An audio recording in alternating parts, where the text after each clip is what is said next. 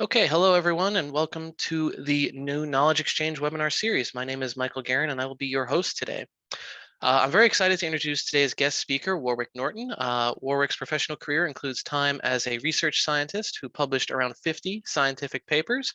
He was the head of weather at Cumulus, and more recently as the head of central weather at Citadel LLC. In today's webinar, our focus will be on the early parts of Warwick's career and how he got to be the success he is today.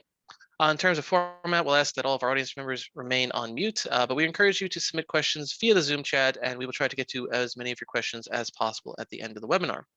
So without further ado, Warwick, why don't you go ahead and introduce yourself and give us a little bit of background? Well, thanks for inviting me along, Michael. If I have to go back to my early career and how I ended up where I did. I did physics as an undergraduate in New Zealand, and I was awarded a scholarship to do a PhD at Cambridge in England. I guess it was very exciting getting on a plane with a one-way ticket going to the other side of the world without really knowing where I'd end up. And I don't think I would have guessed where I did end up.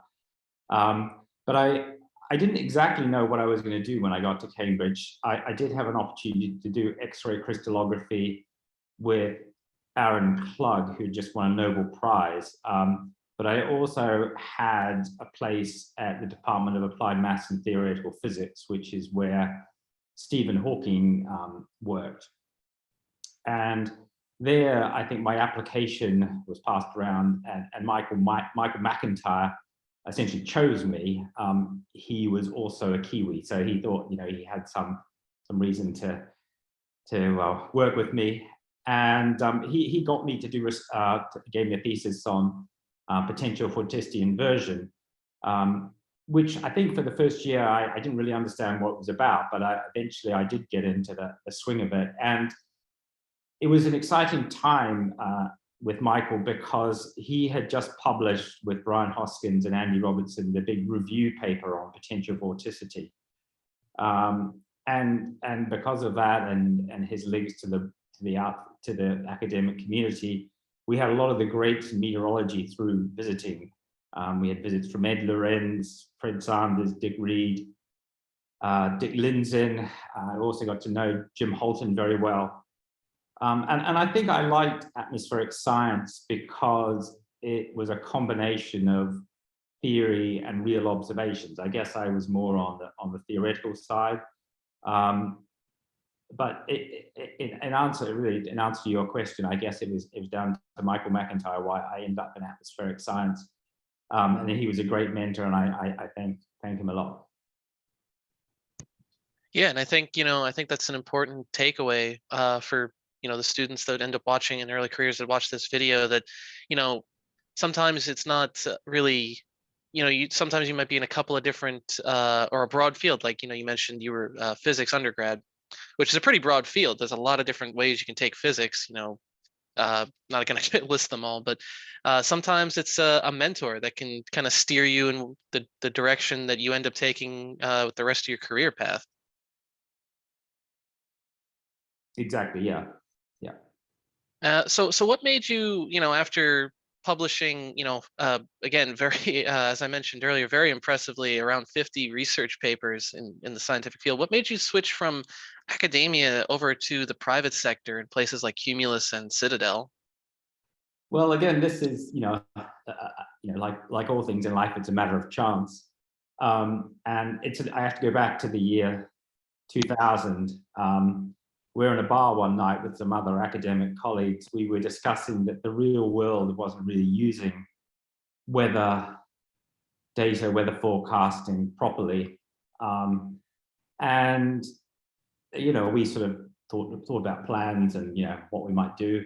And then shortly afterwards, one of the research councils in England, the Natural Environmental Research Council, organized a business plan competition where they were looking for ideas which you could commercialize in the natural sciences. And so we thought, right, well, let's enter this. And we ended up, and our idea was to monetize seasonal forecasting. And we ended up actually winning the competition. and it was a very interesting competition because we got, we were mentored by some very good people on all the things you need to do to run a business and set up a business, and on the legal side and the financial side, and writing a business plan. So that was a very interesting exercise, and they gave us some money, and so we actually set up this company. So it was with colleagues from the University of Reading and the University of Cambridge. We formed this spin-out company from the University of Reading, which was called Weather Informatics. And we hired a very good student who just finished a PhD of Brian Hoskins, Jo Pally, and she worked for us. And it was sort of the period when Enron was still around, and Enron looked like it was going to take over the world, which didn't quite work out. But it was, we went to quite a lot of trade events, and it was pretty exciting. The problem was that none of the four founders sort of gave up our day job, and so we weren't great business people. So it sort of worked, but we didn't really take it where we could have taken it if we'd have a proper business person with us. And one day, so I'd met this Peter Brewer a few years before, and in 2000, he was one of our customers, and he just formed a hedge fund called Cumulus. And one day he took me out to lunch and said, "Well, why don't you come and join us?"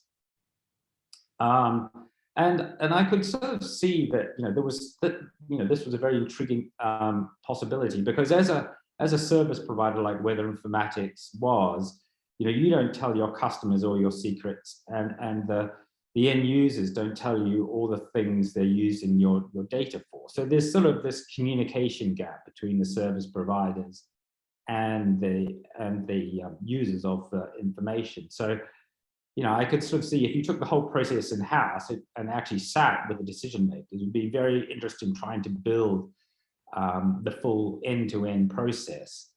And essentially that's what I did at Cumulus, and then following on that at Citadel. And in the end, I guess it wasn't really a hard decision to actually move to the commercial sector, because I thought I wasn't going to really write any better papers than I was going to do that I'd already written. So and this was a new challenge. So yeah, that's sort of the way it happened.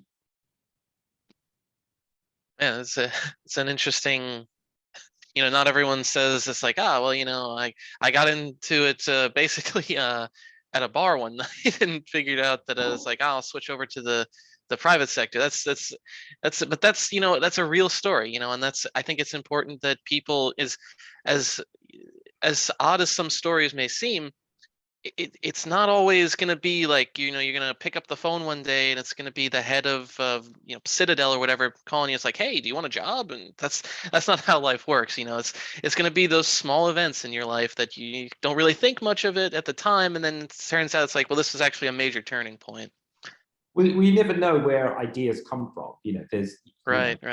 and just talking to people and having those discussions with a wide range of people, you just collect ideas and then you join them together, and then you realize there's an opportunity there. So that's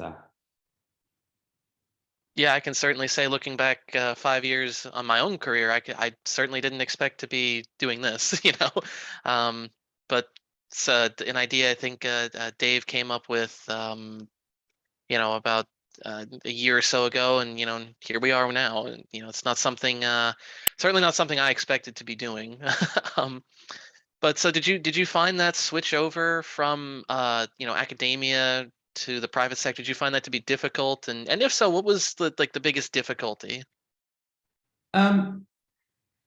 no, I think the initial change was not difficult. I think the biggest hurdle, which was overcoming the suspicion of academic people and former colleagues that you now work for a hedge fund.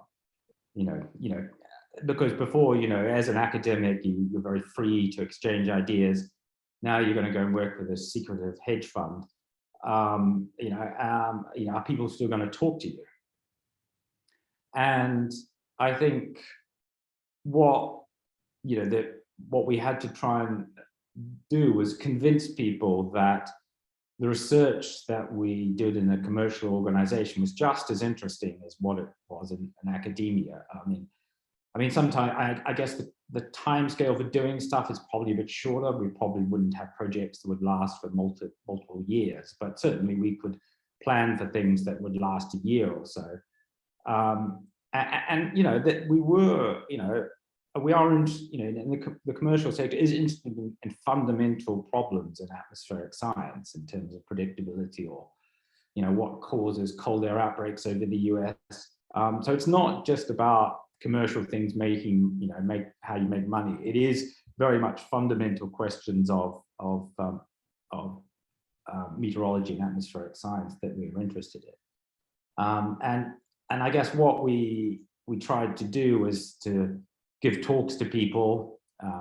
We gave quite a lot of talks at ECMWF, go to conferences, and just trying to talk to as many people as possible to sort of spread the word that there is this other route as a career, rather than just going into academia or one of the National Meteorological Services. Actually, the commercial sector does have a real route of a career path, which is where you get to do interesting problems.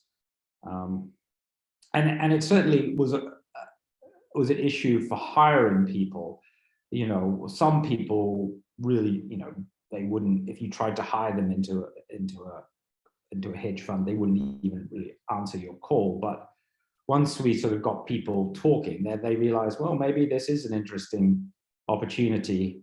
And I think that was in many ways my greatest achievement at both Cumulus and at Citadel, was building an incredible team of first-rate researchers at both those organizations, and finding the right people to bring in who were very good researchers, but they were also interested in the commercial applications, and finding that sort of mix was, wasn't easy, but we ended up hiring some extremely good people. Yeah, and I think I think you highlighted something like very important, that not a lot of people know that there is a commercial aspect to meteorology, and that because this is something Dave and I have encountered on a number of occasions talking to students, and it's something I myself experienced. Back when I was in college, I thought there were two routes you could take for meteorology, or three, I guess: research, National Weather Service, or TV meteorologist. I didn't know there was any kind of, or I guess AccuWeather, stuff, places like that, but I didn't know there was any commercial applications for anything meteorologically related, though, until I encountered the forecast contest and realized, wow, there's natural gas, there's agriculture, etc. I could go on, but there's all these different commercial applications for meteorology, and I think that's something. I think the biggest problem to meteorologists entering that field is they don't know about it until later on in their careers, and I think that's important to always, whenever somebody mentions commercial meteorology, to always highlight that it exists first of all, and that it's not this, big bad field where you have to work for a hedge fund, and there's always bad rap surrounding hedge funds and things like that, and but in the field of meteorology, you're there to do research into practical problems. Like you said, you're could be trying to figure out, is there a bias at day 19 on the EC for the East Coast or something? Not saying there is, but as an example. And that's interesting research. I can't really think of a meteorologist that wouldn't be at least somewhat interested in that problem, or trying to solve it. So I think that's really I think it's really a great point to highlight. And I just want to ask one follow-up question. You can feel free to not answer this if you're uncomfortable with it. Now, you mentioned one of your biggest hurdles was getting academia to still trust you and talk to you once you started working at that hedge fund. Was that, since you were in academia previously, I'm assuming some of these people were colleagues and friends. Was that difficult for you? No, I think So, there were some people that were practically slightly cagey in giving you Right. information, but there were other people who were very interested in what we did, and in some ways, just coming from a different area, they really wanted to engage with you. So, but you had to put yourself out there and Right. try and try and talk to people, and so it was, you were essentially coming to people with a different hat on, and some people engaged, so I'm sure I made new connections because of where I was coming from. So yeah, in the end, it was okay, but yeah, it didn't Yeah. work for everybody. Yeah, and the reason I ask is, a lot of people might be afraid of, if it's thinking about a career switch or like a field switch from research or wherever to a different field.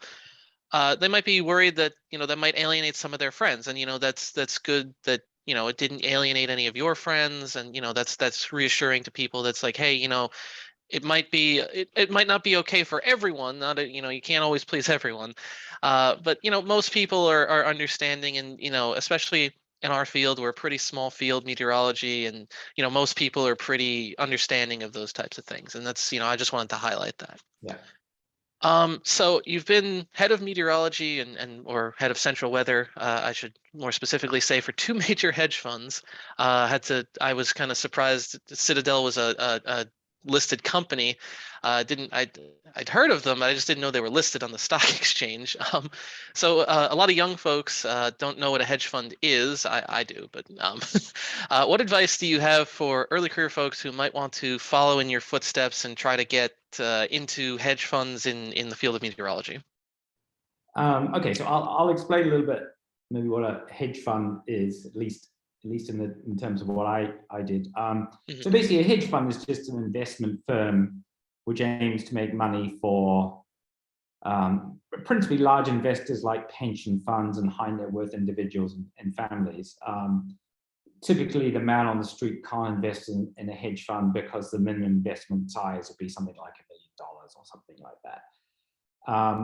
And so what both Cumulus and I was in the commodities part of Citadel, what they basically did was they traded commodity futures in things like natural gas, oil, electricity, agricultural products. And despite, as you sort of mentioned, the reputation of hedge funds, they do actually provide an important market function for the physical participants in the market. So there are basic, you can describe hedge funds as essentially speculators, while there are other people in the markets who have a real need to sort of hedge some of their physical positions with a financial product. So for instance, if you're an electricity producer, it's very useful for you to know that 2 years down the line you'll be out what price you'll be able to sell your electricity for. So the electricity on an individual day varies according to the supply and the demand. But if you want to manage your cash flow, you want to essentially have be able to know what that is a few years in advance. So they will typically sell a futures contract, which means at some agreed price, which means if the price goes down, then the financial product will pay out. And they'll essentially receive the same amount of money. And the hedge funds are essentially on the other side of those contracts. So in some sense, they're a bit like insurance companies. They're providing the backup if prices change. And in terms of investors, I mean, in your pension fund, they also are quite, they're in pension funds like them because they provide some diversified returns. They're not just looking at the price of Apple and Google and seeing whether, which essentially just go up. Hedge funds do very different things, which essentially give you uncorrelated returns, which something like a pension fund, it's very useful for. So in terms of advice, I mean, I guess sort of general things, I mean, well, I'll give you what I was looking for in terms of hiring. We liked people who have a research record in a track record in research. So typically, we are looking at people who have PhDs, and they're sort of early career scientists who are not sort of fixed in their ways about what they want to do, but have all the skills to do research. And we want people who are enthusiastic about their science, but they don't BS. People who can illustrate clear thinking. And certainly you shouldn't be worried about the fact you don't know anything about markets in the commercial side of that, because you'll learn that on the job. So that's certainly something I wouldn't be worried about. I mean, the other thing, and really this applies for any sort of job now, is you want to work on your technical skills. So particularly Python and data science. You are expected to if you came into a commercial company, let's say 10 years ago, you'd probably be made to do stuff in Excel. That is not the case anymore. Most commercial companies will use some high-level language, and a lot of them use now Python. So having the skills in Python and data science is an incredibly useful thing in the commercial field and in the academic field. And just in terms of your track record, and again, this is something you should look for in your academic career, is just getting a track record and presentations and papers, so people can see how good you are, because I think that people want to know, and that's a very good way of showing that. Yeah, I think that's, I want to say, I want to highlight that, hearing from a person who's done hiring before, and do you still do hiring, or? Not at the moment, no. So at the Okay. moment, I'm no longer working for Citadel. So Okay. I'm looking for my next opportunity. Okay.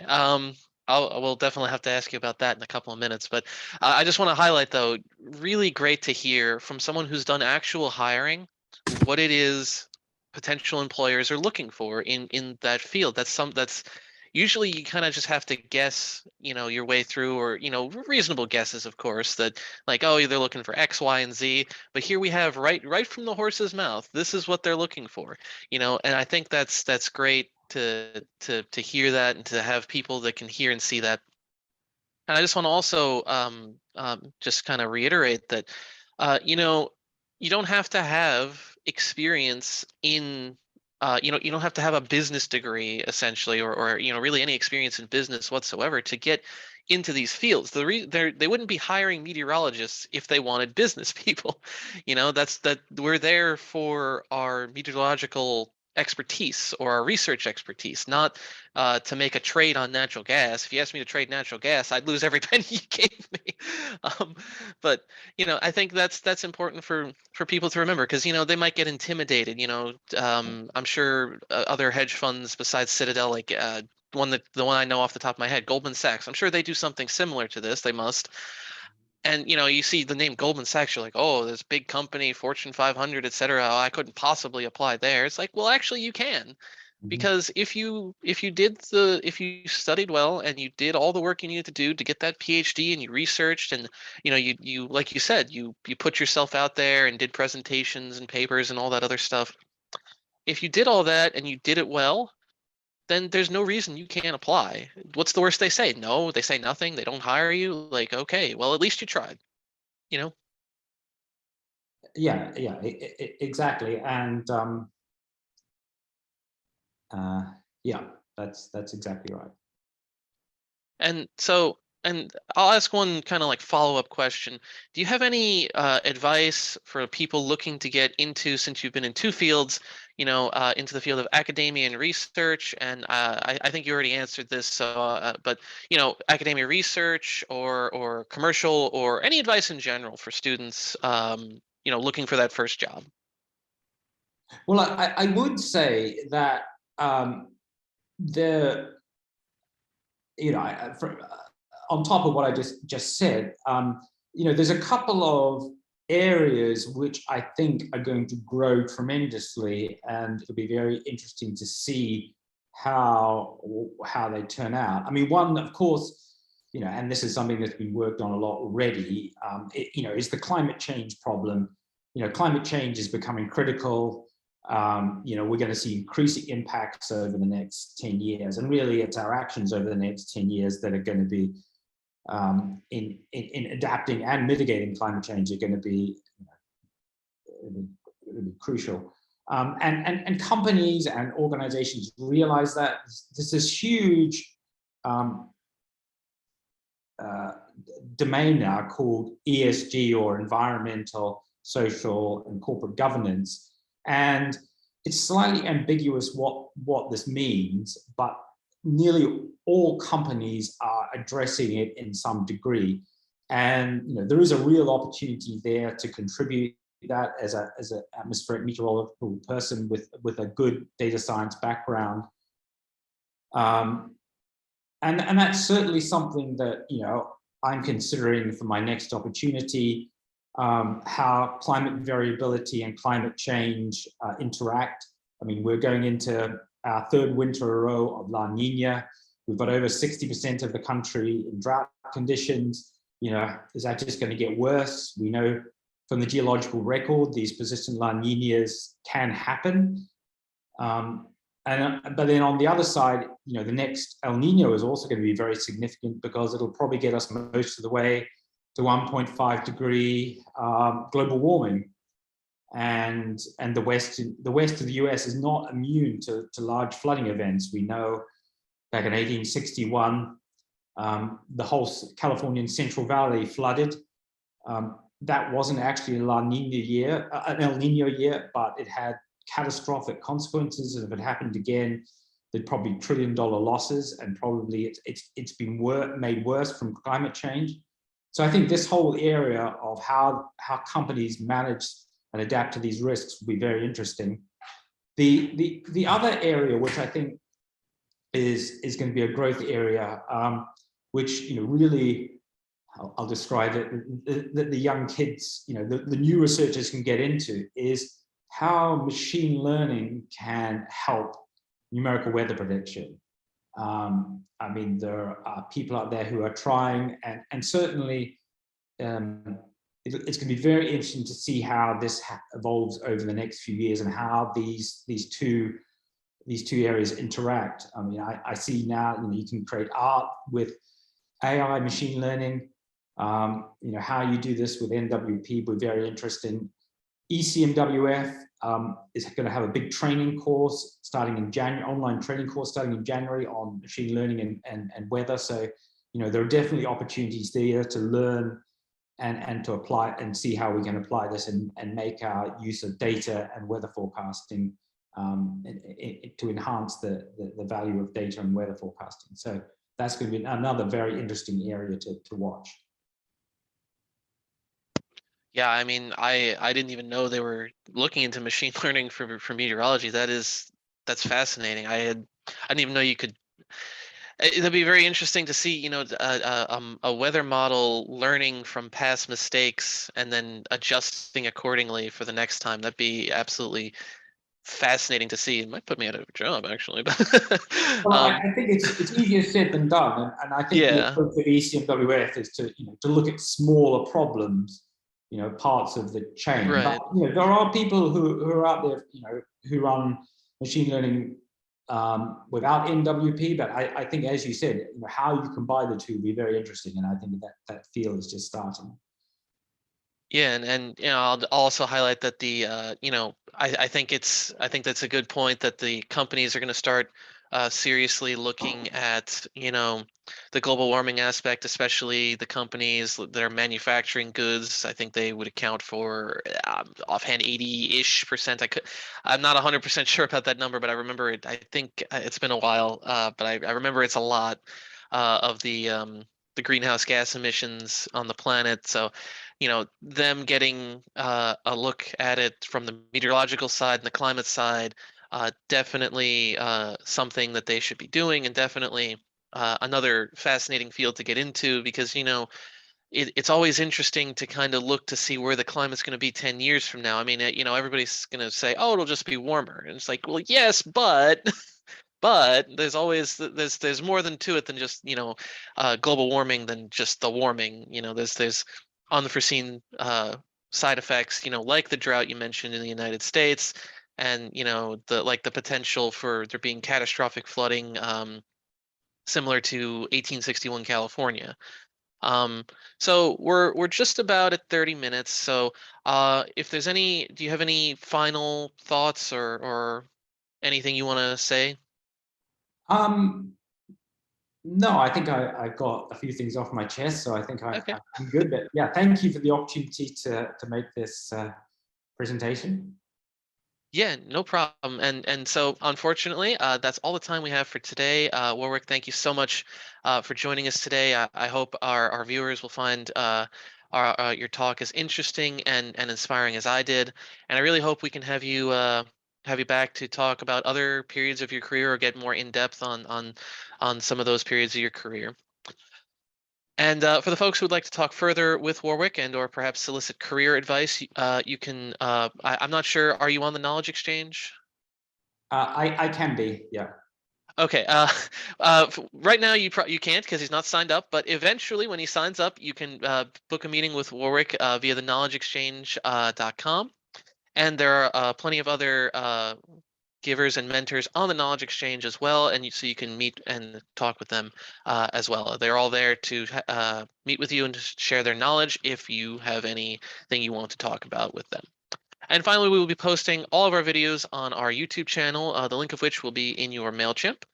You can also find more info about the Knowledge Exchange on our Facebook and LinkedIn pages. And if you have any questions for today's moderator or speaker, you can find us at info@knowledgeexchange.com. And thanks everyone for watching. Thank you.